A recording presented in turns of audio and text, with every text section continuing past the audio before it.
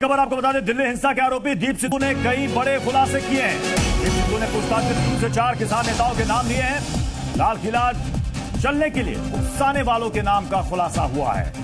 लक्का सिधाना के साथ संपर्क में था दीप सिद्धू। देखिए, लक्का सिधाना जिसे पुलिस लगातार सरगर्मी से तलाश रही है। दीप तो पकड़ा गया, लक्का सिधाना भी जल्द से जल्द पुलिस की गिरफ्त में होगा। लेकिन दीप सिद्धू ने इस दौरान जो खुलासे किए हैं वो वाकई में चौंकाने वाले। 3 से 4 किसान नेताओं के नाम उसने बताए हैं जो लाल किला चलने के लिए किसानों को उकसा रहे थे।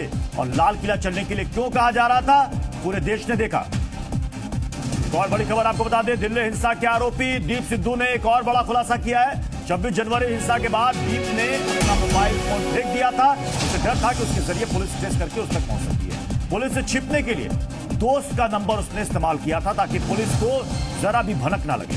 25 नवंबर को पहली बार सिंघू बॉर्डर पर आया था दीप सिंह सिद्धू। लक्का सिधाना से सिंघू बॉर्डर पर ही मिला था दीप सिद्धू। हितेन और निजाम का मैं रुख करूंगा। हितेन, देखिए, उसने अपना मोबाइल फोन फेंका, दोस्त का फोन उसने इस्तेमाल किया, लेकिन सबसे बड़ी बात है लक्का सिधाना के संपर्क में आना और वो 3 से 4 किसान नेताओं का नाम लेना जो लोगों को भड़का रहे थे लाल किला हिंसा चलने के लिए। बिल्कुल प्रत्युष, देखिए लक्का सिधाना की भी तलाश जो है वो जारी है। लेकिन सबसे बड़ी बात यह है कि जो किसान नेता 26 जनवरी की हिंसा के बाद लगातार पल्ला झाड़ते नजर आए थे निजाम, अब उनकी पोल खुलती नजर आ रही है। क्योंकि 25 नवंबर से लेके अब तक लगातार हर किसी ने देखा कि दीप सिद्धू तो अलग अलग बॉर्डर पर घूमता रहा, लेकिन उसे कभी किसी ने रोका नहीं। 26 की हिंसा हुई, उसके बाद इन्होंने 1-2 वीडियो अपने दिखाए कि किस तरीके से आंदोलनकारी दीप सिद्धू को भगाते नजर आते। लेकिन अब वो राज खोल रहा है। अभी तो 3-4 नाम लिए, हो सकता है आने वाले दिनों में जिन्होंने जवाबदेही ली थी ना पूरे 26 जनवरी के रैली की, वो जो 7 नेताओं ने साइन किए थे, उन सभी के नाम हो सकता है ये खोले, उन सभी के राज ये हो सकता है खोले। देखिए, अभी तो रिमांड का आज पहला दिन है। कल देर रात करीब 1:30 बजे तक उससे पूछताछ हुई है और अब जो है वापस टीम जो है अभी पहुंची। हमने दिखाया था कैसे कि कुछ ही देर पहले ही जो टीम के मेंबर्स है वो वापस पहुंचे हैं। वो अब वापस फिर से पूछताछ शुरू करेंगे। तो कई चीजें, ये तो आगाज कह सकते हैं, पर ये सीधी सी बात है कि अभी तो आगाज हुआ है। इसमें बहुत एक लंबी लिस्ट कह सकते हैं निकल जाएगी। क्राइम ब्रांच के अलावा और भी कई एजेंसियां हैं जो पूछताछ करेगी। आईबी इन्वेस्टिगेशन कर रही है, तो आईबी भी जो है, आईबी के अधिकारी भी जो है दीप सिद्धू की इस 7 दिनों के भीतर पूछताछ करेगी, क्योंकि देश की आंतरिक सुरक्षा का मामला था निजाम।